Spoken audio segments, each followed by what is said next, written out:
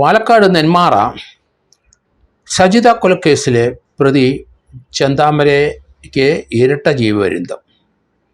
കേരളത്തെ ഞെട്ടിച്ച ഒരു കൊലപാതകം തന്നെയായിരുന്നു സജിത. അതിൻ്റെ കാരണം ആ കൊലപാതകത്തിൻ്റെ മോട്ടീവിൻ്റെ പ്രത്യേകത കൊണ്ടാണ്. ചെന്താമരയുടെ മാനസിക നില അത്ര ഭദ്രമല്ല. എങ്കിലും അയാൾ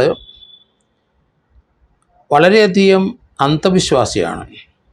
അയാൾ കൂടോത്രം, മന്ത്രം ഇതിലൊക്കെ വിശ്വസിക്കുന്നുണ്ട്. അയാളൊരു പ്രത്യേക സ്വഭാവക്കാരനാണെന്ന് നമുക്ക് ഈ കേസിലൂടെ മനസ്സിലായിട്ടുണ്ട്. അയാളുടെ ഭാര്യയും മകളും പിണങ്ങിപ്പോയി ഇയാളുടെ ഉപദ്രവവും ശല്യവും കൊണ്ട്. അപ്പോൾ അതേപ്പറ്റി അയാളൊന്ന് അന്വേഷിച്ചു, എന്താണ് ഇവർ പിണങ്ങിപ്പോകാൻ കാരണം. അങ്ങനെ പ്രശ്നം വെച്ച് നോക്കി. അന്നേരമാണ് മനസ്സിലാകുന്നത് തൻ്റെ വീടിനടുത്തുള്ള ഒരു സ്ത്രീയാണ് തൻ്റെ ഭാര്യ പിണങ്ങിപ്പോകാൻ കാരണക്കാരി എന്നാണ് പ്രശ്നം വെച്ച് നോക്കിയപ്പം അന്ധവിശ്വാസിയായ ചെന്താമരയ്ക്ക് ബോധ്യപ്പെട്ടത്. അദ്ദേഹം അതങ്ങ് വിശ്വസിച്ചു. പിന്നീട് കൂടുതൽ ആരാണ് എന്താണ് എന്ന് ആ വിവരം ലഭിക്കാതെ വന്നപ്പോൾ, കാരണം പ്രശ്നം വെക്കുമ്പോൾ അങ്ങനെയാണ്, ചില ഇൻഡിക്കേഷൻസ് അല്ലേ കൊടുക്കുകയുള്ളൂ.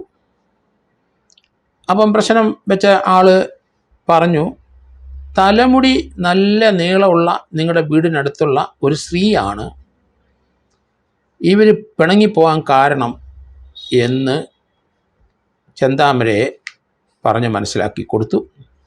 അന്ധവിശ്വാസിയും അതുപോലെ തന്നെ മന്ത്രവാദത്തിനും കൂടോത്രത്തിലൊക്കെ വിശ്വസിക്കുന്നവർ അങ്ങനെ തന്നെയാണ്, ഇൻഡിക്കേഷൻസാണ് കൊടുക്കുന്നത്.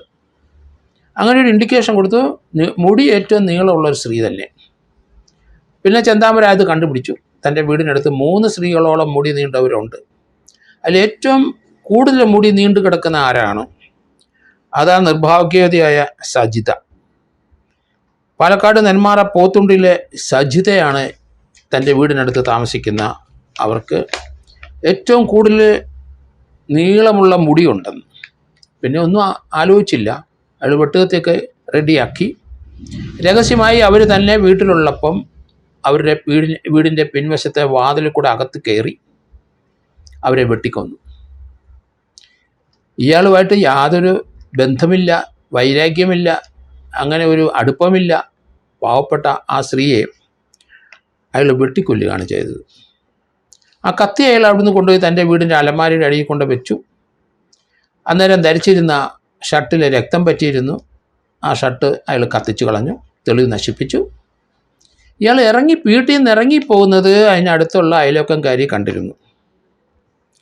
അവർ ആ വിവരം പോലീസിനെ അറിയിച്ചു. ഇയാളാണ് വീട്ടിൽ നിന്ന് ഇറങ്ങിപ്പോയെന്ന്.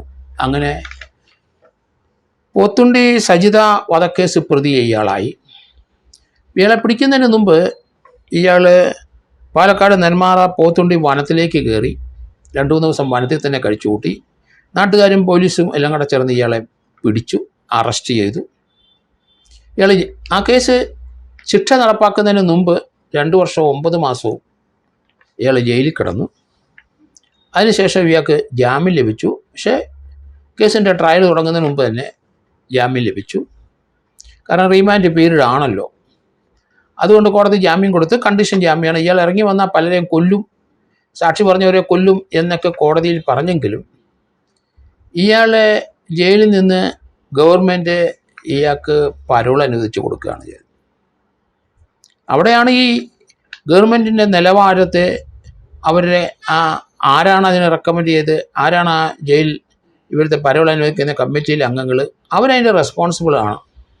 പക്ഷേ അവർ പറഞ്ഞ് ഇയാൾ ജാമ്യത്തിൽ ഇറങ്ങി.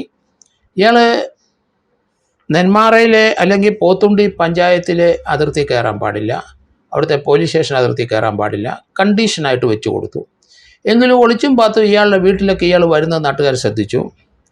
അപ്പോൾ തന്നെ മരണപ്പെട്ട സജിതയുടെ 2 പെൺകുട്ടികളും ഭർത്താവ് സുധാകരനും അവരെ ജീവഭയം ഉണ്ടായി. അവർക്കറിയാം ഇയാൾ കൊല്ലുമെന്ന്. ഇയാൾ അങ്ങനത്തെ സ്വഭാവക്കാരനാണ്. അവരുടെ അമ്മ അല്ലെ കുട്ടികളുടെ അമ്മയെ ഒരു കാര്യവുമില്ലാതെ തലമുടി നീണ്ടു എന്ന് ഉള്ള ഒരു ഇത് വെച്ചിട്ട് അയാൾ വെട്ടിക്കൊന്നവനാണ്. അതുകൊണ്ട് ഇയാളെ പരോളി വന്നാൽ ഇയാൾ അവിടെ കയറാൻ പാടില്ല. രണ്ടാമത് ഇയാളെ ജാമ്യം പരോൾ അനുവദിക്കാതെ ഇയാളെ തിരിച്ച് ജയിലിൽ അടക്കണം എന്ന് നടപടിയെടുക്കണം, അല്ല ഇവനെ പ്രിവെൻറ്റീവ് അറസ്റ്റ് ചെയ്യണം എന്ന് സുധാകരനും 2 മക്കളും പോയി നേരിട്ട് അവിടുത്തെ DYSP SP ഒക്കെ കണ്ടു പറഞ്ഞു. അവരത് ചെവിക്കൊണ്ടില്ല എന്നാണ് പറയാനുള്ളൂ.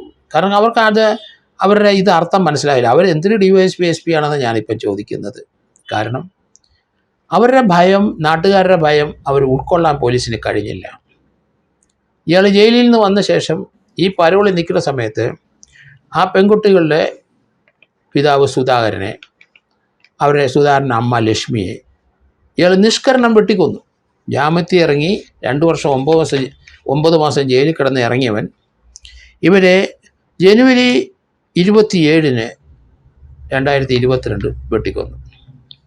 അതിക്രൂരമായ ഒരു കൊലപാതകമായിരുന്നു. അതിനുശേഷം ഇയാൾ പോത്തുണ്ടി മലനിരകളിലേക്ക് കയറി 6-7 ദിവസം എടുത്തെങ്കിലും പോലീസും നാട്ടുകാരും ചേർന്ന് ഇയാളെ വനത്തിൽ നിന്ന് പിടിച്ചു, അറസ്റ്റ് ചെയ്ത് ഇപ്പോൾ ജയിലിൽ കൊണ്ടുവന്നിരിക്കുന്നു. കോടതി ഇയാൾക്ക് ആദ്യത്തെ സജിത കേസിനകത്ത് ഇന്ന് വിധി പറഞ്ഞു. കഴിഞ്ഞ ദിവസം ഫൗണ്ട് ഗിൽറ്റി, ഇയാൾ കുറ്റക്കാരനാണെന്ന് കണ്ടെത്തി. ഇന്ന് അസുപ്രധാനമായി വിധി വന്നു. 2 ജീവപര്യന്തം തടവ് കൊടുത്തു കോടതി. ഇത് റയറസ്റ്റ് ഓഫ് റയർ കേസല്ല എന്നാണ് കോടതിയുടെ നിഗമനം.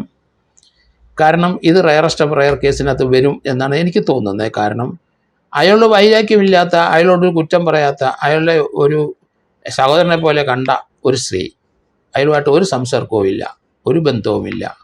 ആ സ്ത്രീയുടെ മുടി നീണ്ടത് കൊണ്ട് മാത്രം അവരെ വെട്ടിക്കൊന്ന ഒരു ക്രിമിനലാണ് ഇവനെ. അവനെ തൂക്കാൻ വിധിക്കണം, സമൂഹത്തിന് ആവശ്യമില്ല. ഈ രീതിയിൽ പലരെ അവൻ കൊല്ലും. അതുതന്നെ സംഭവിച്ചല്ലോ ആ മരണപ്പെട്ട സ്ത്രീയുടെ ഭർത്താവിനെയും ഭർത്താവിൻ്റെ അമ്മയും ലക്ഷ്മിയും. നിഷ്കരണം ഇയാൾ വീണ്ടും ജാമ്യത്തിൽ ഇറങ്ങി 2 വർഷം 9 മാസം കഴിഞ്ഞ് വെട്ടിക്കൊന്നത് നമ്മൾ കാണും. ആ ഭാഗത്ത് പോലീസിന് തെറ്റുപറ്റി.